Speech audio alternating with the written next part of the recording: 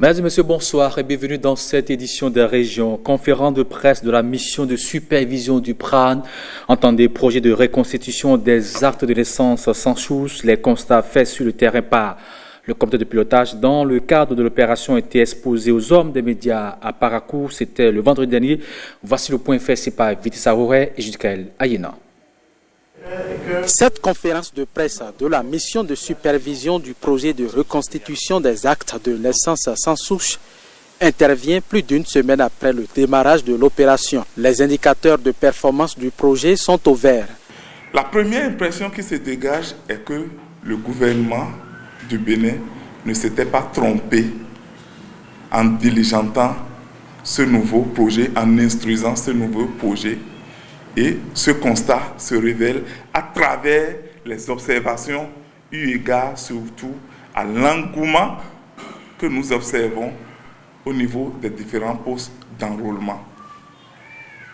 Les différentes informations recueillies de terrain font état d'un engouement vraiment sidérant. Pour le comité technique de pilotage du RAVIP, le gouvernement régularise la situation des personnes détenant un acte de naissance sans souche. Au niveau des services de l'immigration, la direction de l'immigration qui se charge d'établir les passeports, 45% des dossiers sont rejetés pour défaut de souche. Il en est ainsi pour l'établissement aussi des cartes d'identité. Au regard de l'engouement que suscite l'opération et à quelques jours de sa fin, les hommes des médias interrogent le conférencier sur une éventuelle prorogation du délai. La réponse de Jean Aholou est sans embâge. Il n'est pas envisagé une prorogation pour l'opération. C'est une opération à titre dérogatoire qui est enfermée dans un cadre juridique et opérationnellement enfermée dans un délai. Le recensement des personnes détenant un acte de naissance sans souche prend donc fin le mercredi 17 juillet prochain, comme prévu. On ne quitte pas le Nord, il est un joyau pour les usagers, un précieux cadeau du président Patrice Talon pour les autorités locales. Le nouveau pont à l'entrée sud de Malanville est l'objet de tous les superlatifs, plus de crainte chez les usagers, surtout en ce moment où s'installent les grosses pluies. 10 mois après son installation, bien sûr, les usagers expliquent un peu leur joie. Voici les images ici commentées par Momouni Seydou et Benjamin Denayon. Malanville venait d'être coupé du reste du pays. Plus de voies terrestres directes entre le Bénin et le Niger. Immédiatement, les piroguiers sont appelés à la rescousse. Les gens avaient des difficultés pour traverser le pont. Il y avait l'eau partout. Le pont, ça gâtait beaucoup de choses. Seulement qu'il y avait des pirogues qui venaient prendre des gens de l'autre côté, vers l'autre côté. Les pelleteuses entrent en action. Le président Patrice Talon prend le dossier en main et obtient la livraison rapide d'un nouveau pont à la grande satisfaction de Moumouni qui traverse chaque jour l'ouvrage pour vendre du pain aux habitants de Bodjekali et environ. Grâce au pont là, maintenant c'est bon. Oh, comme on nous a aidés pour construire ça là, maintenant il n'y a aucun problème maintenant. Déjà plusieurs mois que l'infrastructure est inaugurée.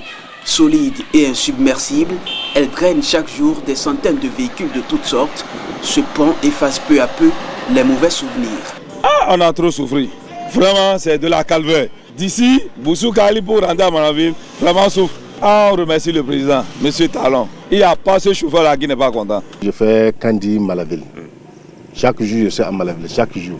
En venant, on a obligé de s'arrêter depuis Boussou Kali pour faire descendre les passagers. Mais aujourd'hui, quand c'est fini, voilà, vraiment, tous on remercie le bon Dieu, on remercie le gouvernement de Patrice Talon, car il nous a beaucoup aidé au niveau du pont là. Voilà.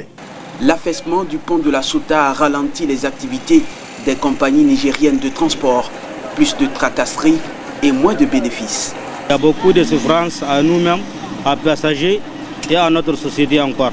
Et une bus qui quitte à Niamey, qui va venir ici, et puis on verse les passagers dans un bus qui vient de Niamey là. Et puis toi tu retournes. Mais maintenant comme on est réparé là, maintenant c'est bon. Le marché international de Malanville poumon économique de la commune. Petits revendeurs et grands commerçants ont été touchés. Des sacs d'oignons commençaient à pourrir. Maintenant là, c'est bon. Parce que si on apprend bagage ici, on va aller jusqu'à Cotonou bien propre. Le président Talon là, c'est bon. Grand merci. Les vendeuses de tomates et de céréales ne pouvaient ni écouler leur stock, ni recevoir de nouvelles marchandises. Maintenant, pont là, c'est bon, c'est facile. C'est cher. Si traverse là, c'est beaucoup. Merci à Talon.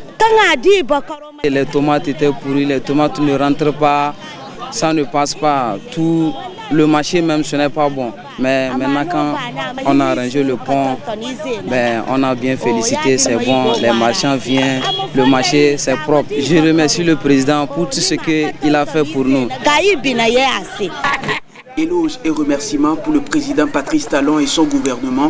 Au plus fort de la crise, les autorités locales ont subi la pression des camionneurs. Le jour où le pont a été remis en service, vous ne pouvez pas imaginer le nombre de personnes, des millions de personnes qui ont été soulagées, au-delà même de Mononville, mais dans l'ensemble national et même à l'international, donc de l'autre côté de nos frontières.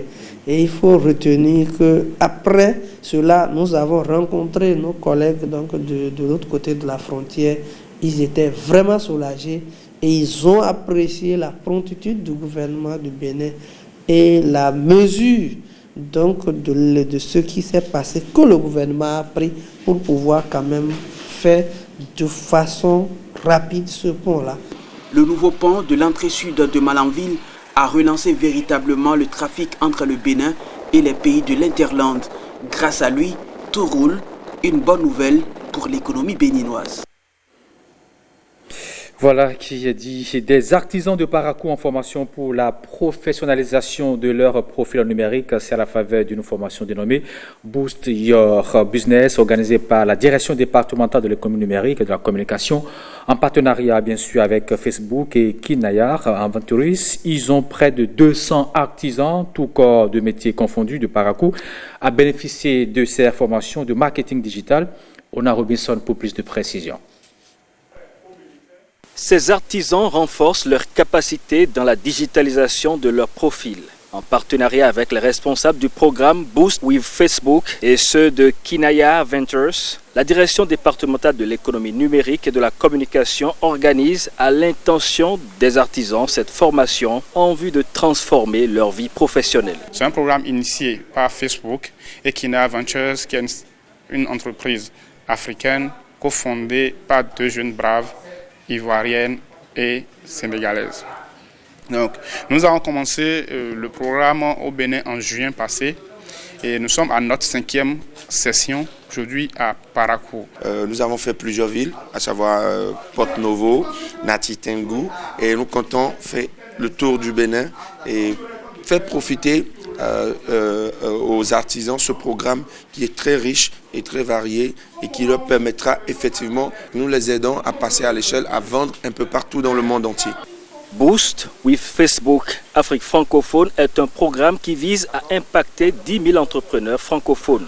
Une vision qui cadre bien avec les intentions des autorités en charge de l'économie numérique, lesquelles entendent digitaliser l'artisanat et permettre aux créateurs de valeur que sont les artisans d'opérer sur une plus grande échelle. Le ministère de l'économie numérique et de la communication travaille beaucoup à l'amélioration du paysage numérique et à travers la mise en œuvre de plusieurs projets phares. Forcément, il faudrait à côté que nous développons aussi des usages. Donc pour développer ces usages-là, nous sommes bien obligés d'amener chaque couche socio-professionnelle à s'approprier des outils numériques et à en faire, disons, un usage requis. Nous sommes tous sur Facebook, sur WhatsApp, mais on ne connaissait pas l'utilité de ça en tant qu'artisan. À base de ça, on peut faire beaucoup de marketing, beaucoup de promotions. Ça m'a vraiment intéressé. Parce que de jour en jour, il faut s'adapter à la réalité de nos jours. Mais on ne connaît jamais assez.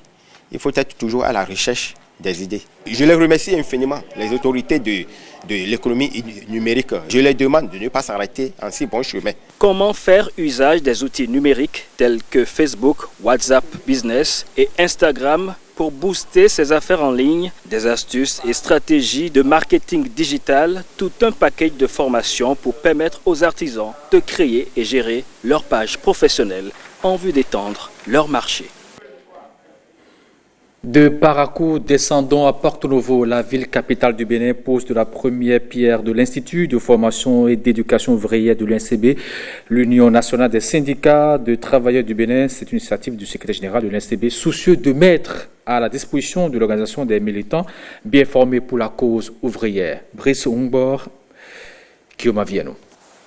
Voici ce à quoi pourrait ressembler d'ici quelques années le futur centre de formation ouvrière de l'UNSTB, l'Union nationale des syndicats de travailleurs du Bénin. Il s'agit de l'Institut de formation et d'éducation ouvrière de l'organisation dont la première pierre est posée au Gbego Diémen dans l'arrondissement de Kraké, l'un des arrondissements de la commune de Semenpoudi. L'ouvrage, encore à l'étape de projet, devrait être construit sur cette parcelle de 1250 m² acquise sur fonds propres et devrait coûter 150 millions de francs CFA. Nous construisons, nous bâtissons. Poser une pierre, c'est poser un jalon pour l'avenir, se tourner vers le futur et s'inscrire dans la durée. Nous transformons le cadre, nous l'améliorons. Nous pensons à celles et ceux qui vont survivre. Nous avons foi en l'avenir. Nous croyons à l'éducation, l'enseignement, les savoirs. En investissant beaucoup d'argent dans ce chantier, nous affirmons notre attachement à tout ce qui fait passer de l'état d'ignorance suicidaire à l'état de connaissance qui assure le succès. Si le secrétaire général de l'UNSTB aux affaires depuis 15 ans a eu l'idée d'ériger un centre de formation ouvrière, c'est parce qu'il s'apprête à laisser à la postérité ce qu'il qualifie de rêve de fin de carrière à un moment où le mouvement syndical au Bénin semble être au creux de la vague. Nous devons sortir du b.a.-ba de la formation syndicale et ratisser l'âge, parce que nos militants ont besoin d'être des sachants en milieu syndical et non pas juste d'être des gens qui se forment sur le tard et qui n'agissent pas toujours comme nous l'aurions toujours souhaité. Face aux nouvelles menaces, seule l'unité d'action pourrait constituer donc la bouée de sauvetage du syndicalisme appelé à rompre avec les pratiques d'avant les deux guerres mondiales. La philosophie syndicale telle que nous l'envisageons aujourd'hui est axée sur le développement de l'homme. En cela, le syndicat doit être considéré comme une force de proposition pour accompagner le programme d'action du gouvernement contenu dans le Bénin révélé. Une exhortation qui semble bien rimer avec la nouvelle vision du syndicalisme à l'UNSTB. L'organisation fête ses 45 ans de vie cette année, bercée par sa chorale, une innovation. Voilà qui va mettre terme à cette édition des régions. Retrouvez à 20h, Kourouss Abdoulaye, quant à moi, on se donne rendez-vous à 23h30 pour la grande édition de la nuit. D'ici là, portez-vous bien.